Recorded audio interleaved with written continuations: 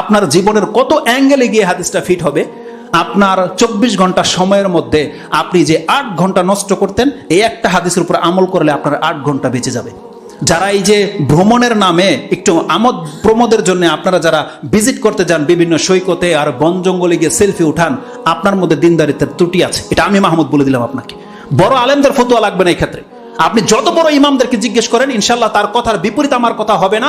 নিঃসন্দেহে এটা কোনোদিন ইসলামিক থিওরি হতে পারে না। পদ্মা সেতু আপনার যদি কোনোদিন প্রয়োজন হয় আপনি যায়েন, কিন্তু আপনি ফ্যামিলিকে গাড়ি ভাড়া করে পদ্মা সেতু দেখতে যাইবেন আর আপনি বলতেছেন যে একটু মনোরঞ্জনের প্রয়োজন, আপনি ধর্মই বোঝেননি। এমন একটা নেতা বানিয়ে ফেলেছেন যে স্টেডিয়ামে বসে খেলা দেখবে, তার মানে এই জাতি অধপতনে যাবে, এত কোনো সন্দেহ নেই।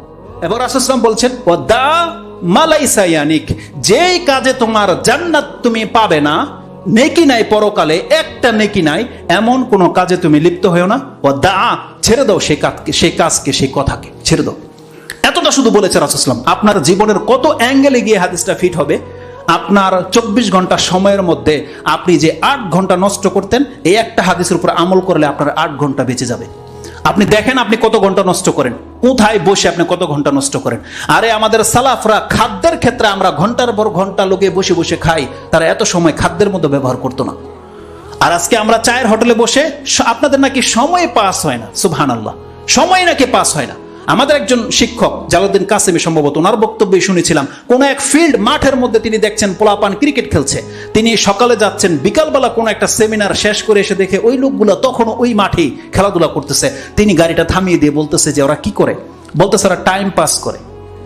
তো তিনি বলতেছেন সুবহানাল্লাহ, ওদের কাছে এত টাইম যে ওরা টাইম খরচ করবে কোথায়, জায়গা পায় না। আল্লাহ যদি আমাদের টাইমটা একটু বাড়িয়ে দিত। আমাদের টাইম হয় না, আর আপনাদের টাইম শেষ হয় না। এই জন্য আপনারা গেমস খেলেন, এই জন্য আপনারা টিভি দেখেন, চায়ের হোটেলে বসে থাকেন। আমাদের অনেক ভাইয়ারা আছে পদ্মা সেতু দেখতে যায়। আপনার দ্বারা দিন সেফ নয়। পদ্মা সেতু আপনার যদি কোনোদিন প্রয়োজন হয় আপনি যায়েন, কিন্তু আপনি ফ্যামিলিকে গাড়ি ভাড়া করে পদ্মা সেতু দেখতে যাইবেন আর আপনি বলতেছেন যে একটু মনোরঞ্জনের প্রয়োজন, আপনি ধর্মই বোঝেননি। বিনা প্রয়োজনে ঘর থেকে বের হওয়াটা এটা রাসূল সাল্লাল্লাহু আলাইহি ওয়াসাল্লাম পছন্দ করেনি কখনো। যারা এই যে ভ্রমণের নামে একটু আমোদ প্রমোদের জন্য আপনারা যারা ভিজিট করতে যান বিভিন্ন সৈকতে আর বন জঙ্গলে গিয়ে সেলফি উঠান, আপনার মধ্যে দিনদারিত্বের ত্রুটি আছে। এটা আমি মাহমুদ বলে দিলাম আপনাকে। বড় আলেমদের ফতোয়া লাগবে না এই ক্ষেত্রে। আপনি যত বড় ইমামদেরকে জিজ্ঞেস করেন, ইনশাল্লাহ তার কথার বিপরীত আমার কথা হবে না। নিঃসন্দেহে এটা কোনোদিন ইসলামিক থিওরি হতে পারে না। আপনি আপনার ঘরে থাকেন, আপনি সেফ থাকবেন। রাসূল সাল্লাল্লাহু আলাইহি ওয়াসাল্লাম বলছেন ফিতনার সময় যেই ব্যক্তি বসে থাকবে সে দাঁড়িয়ে যাওয়া ব্যক্তি থেকে সেফ, যেই ব্যক্তি শুয়ে আছে সে সেফ। কালকে রাতের ঘটনায় আপনি স্মরণ করেন না কেন, যেই ব্যক্তি ঘরে শুয়েছিলেন সে পাপ থেকে বেঁচে গেছেন, যেই ব্যক্তি জেগেছিলেন তার দ্বারা পাপ হয়েছে। যে কোনো ক্ষেত্রে আপনি এটা ফিট করতে পারবেন। সুবহানাল্লাহ। তো দামালাইসা ইয়ানিক, আপনি ছেড়ে দেন যেটা আপনার সাথে সম্পর্ক নাই। আরে বাচ্চারা কি গেমস খেলে, আমরা শুনেছি বড়রা গেমস খেলে।